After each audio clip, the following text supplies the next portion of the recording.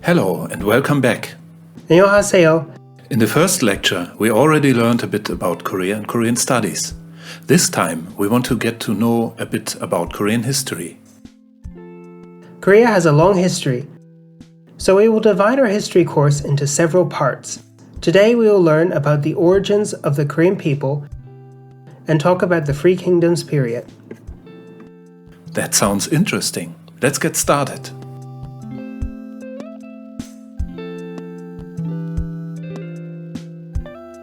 Hello everyone! Welcome to the history class of Introduction to Korean Studies. I am Hwang Yong-won. To start, I'd like to ask you a question. On what date was the Republic of Korea founded? That's right. The Republic of Korea was founded on August 15, 1948. But long before that, the Korean Peninsula already had a long and enduring history. So today, we will travel through time and space to explore the Korean Peninsula in antiquity, to understand the formation of ancient states on the peninsula, and the historical origins of Korean civilization. Next, we will focus on the following questions. 1. How long is the history of the Korean Peninsula? 2. Where did the Korean people come from? 3. Why do Koreans often call themselves Dangun's descendants and speak of 4,000 years of history? These three questions will help you to understand the development of the ancient state and the historical origins of a national identity on the Korean Peninsula. Archaeological findings show that humans first arrived on the Korean Peninsula approximately 700,000 years ago, during the Paleolithic Age. During this period, people on the peninsula were hunter-gatherers that used stone tools and took shelter in caves. From 10,000 to 1500 BCE, the Korean Peninsula entered the Neolithic Age. During this period, ancient people from the Lake Baikal region in Siberia traveled south, displacing the peninsula's original inhabitants from the Paleolithic Age, who likely migrated elsewhere or perished due to natural disaster. The new settlers later mixed with people from the Tungus, Altai, and Yemik tribes to become the ancestors of what would become the modern-day Korean people. By the Neolithic Age, earthenware and polished stone tools started to appear, which meant that these ancient people were starting to farm land, slowly moving towards a more sedentary lifestyle. From approximately 1500 to 1000 BCE, the Korean Peninsula entered the Bronze Age.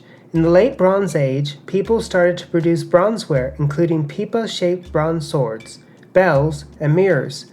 The bronzeware from this period mainly consisted of weapons and sacrificial vessels, rather than tools of production. At the same time, agricultural production greatly expanded, with a gradual transition to a full-scale agrarian society from a previously largely nomadic society. More permanent settlement allowed for the development of a more complex social hierarchy, the evidence of which can be found in burial culture. Many dolmens, megalithic tombs, appeared during this period. Building these large-scale tombs required much manpower. These tombs also housed many funerary objects, such as bronzeware and stone swords. Both in terms of construction and ornamentation, these tombs hint at clear social hierarchy, class distinctions, as well as wealth inequality. The literature generally refers to this period as the chieftain period. Between the 2nd and 1st century BCE, the Korean Peninsula entered the Iron Age. Iron weapons and agricultural tools became commonplace. In turn, ironware laid an important foundation for the formation and development of the early states to come. Gojoseon, established in the Bronze Age, was the earliest state on the Korean Peninsula. Gojoseon is the collective name of three periods: Dangun Joseon, Ginza Joseon, and Weemen Joseon. Among them, the Dangun Joseon is a legendary tale that came from the historical records about Dangun. in the Gojoseon entry of Memorabilia of the Three Kingdoms, Samguk Yusa. Dangun is considered as the father of the Korean people. The Memorabilia of the Three Kingdoms records a mythical story of how Dangun founded the ancient nation. Let me quickly summarize the myth. It is said that there once was a god of heaven named Hwanin, whose son, named Hwanan, wanted to descend upon earth. Hwanin knew what his son wanted, so he looked down at Taebeksan mountain and saw that it was a suitable place to rule a kingdom on earth. So he then gave his son the three seals of heaven to govern the new kingdom. Hwanan led 3,000 people to the top of Taebeksan. Along with the gods of the wind, rain, and clouds, he supposedly handled more than 360 different human affairs. These included life, nourishment, disease, punishment, and the forces of good and evil. At that time, a bear and a tiger lived in a cave nearby, and they often pleaded to Hwanan that he turn them into human beings. Hwanan gave them mugwort and garlic and told them, "If you eat only these things and avoid sunlight, you'll become humans after 100 days pass." The bear and tiger returned to the cave and began to eat garlic and mugwort, but soon after, the tiger felt the torture was unbearable and left the cave. The bear waited patiently, and, after only 21 days, the bear transformed into a beautiful woman who was later known as Eunyo. Eunyo was very happy after changing into a human form, but she couldn't find a suitable companion, so she pleaded to Hwanan again.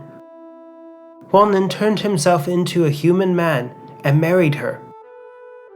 Not soon after, they had a son who was named Dangun. The kingdom that Dangun established was Dangun Joseon. How do you like this story? Do you think it's pure fantasy?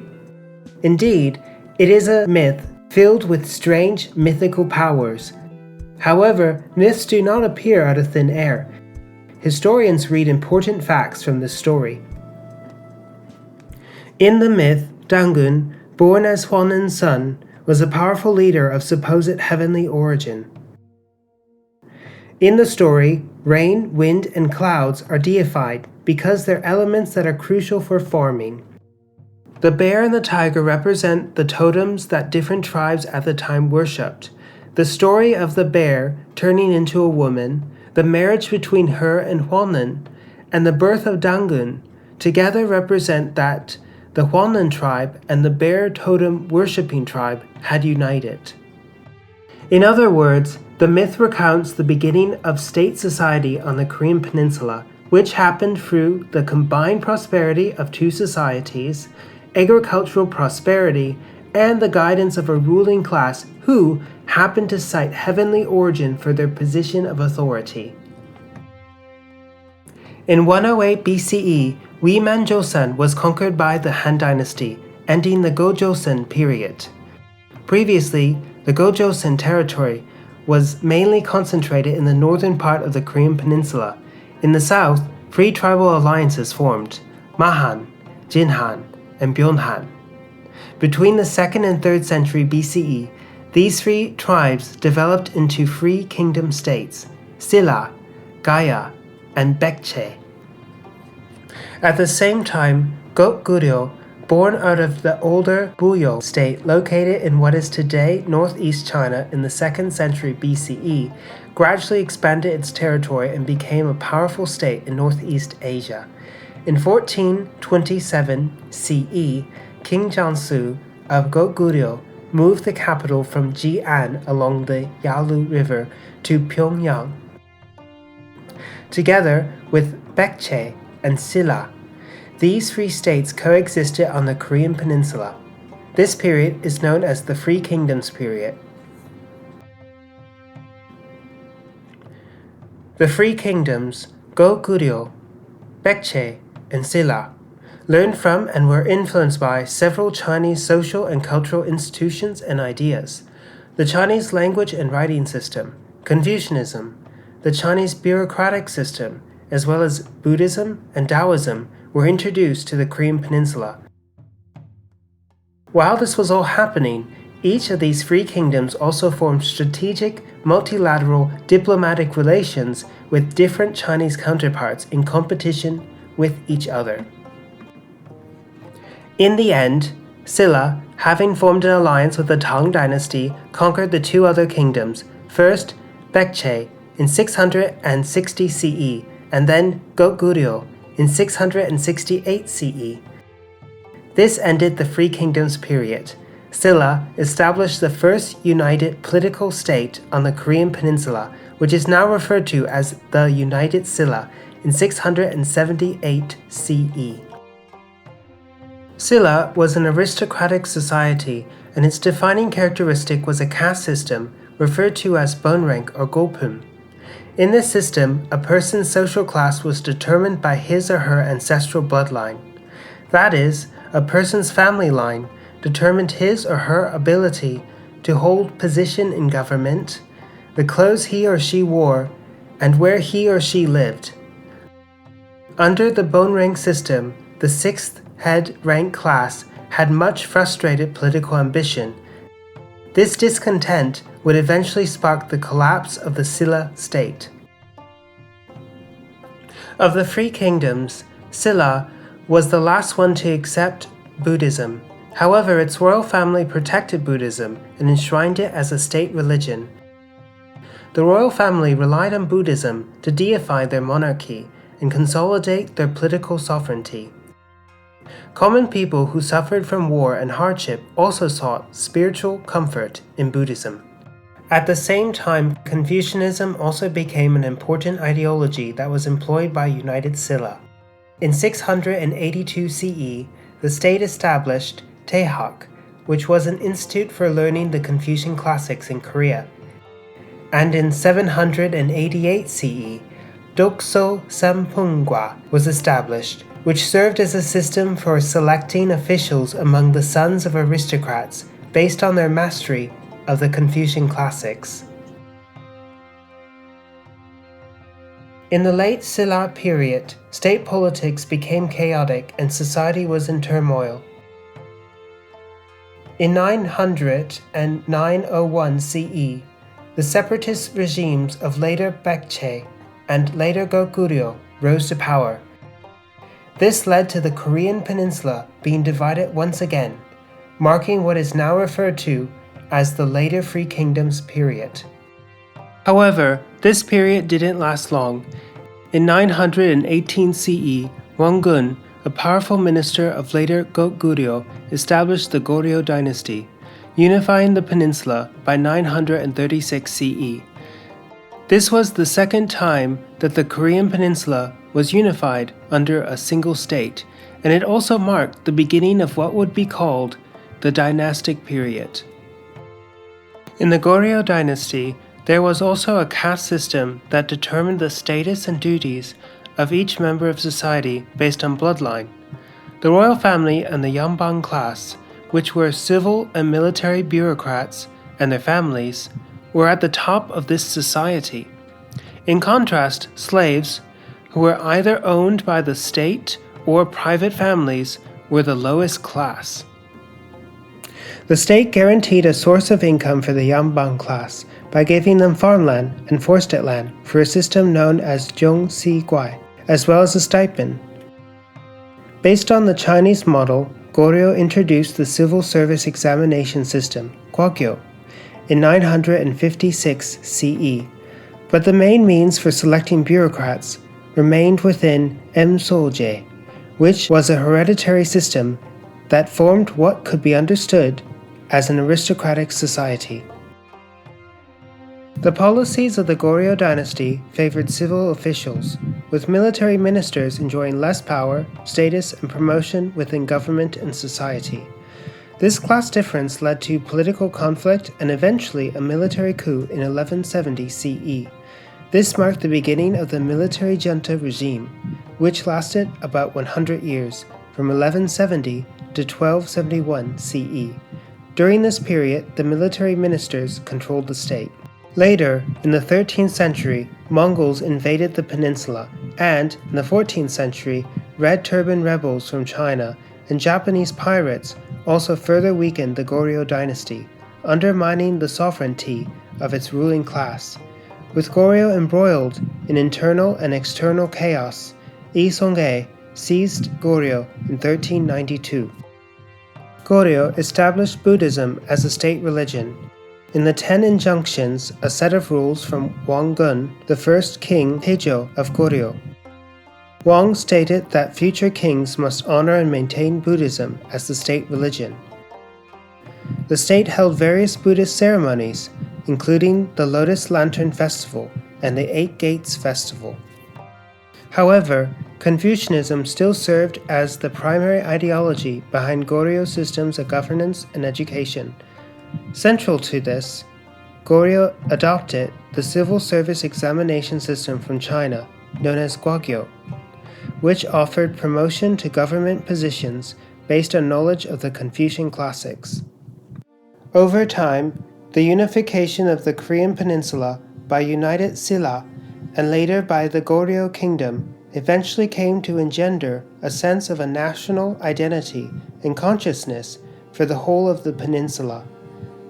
From the end of the Silla rule, the term the Free Hands, the people of Korea, gradually ceased to refer to free opposing regimes, instead gaining the meaning of succession by united rule.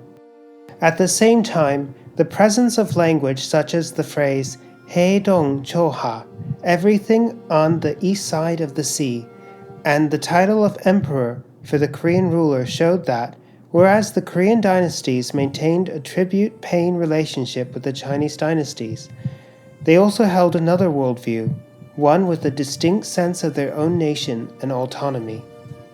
For example, Wang Gun, Goryeo's first king, stated in the 10 injunctions, "In the past, we have always had a deep attachment for the ways of China, and all our institutions have been modeled upon those of the Tang dynasty.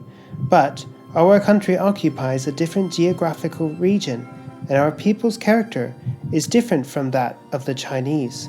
Hence, there is no reason to strain ourselves unreasonably to replicate the Chinese way." This is clear evidence that, whereas the Korean states absorbed the culture and institutions of the Chinese dynasties, they were also forming an independent political and cultural identity. This fact may be the key to our understanding of the civilizations on the Korean Peninsula. How's everything so far? After today's course, do you have a better understanding of how the ancient civilizations evolved on the Korean Peninsula and of the historical and social development of the states from Dangun Joseon to the Goryeo Kingdom? That was already a lot of information, and we only covered the first millennium CE. Korean history is quite long, and we have only so much time. In our next lecture, we will talk about the Joseon dynasty that lasted for more than 500 years. Until then,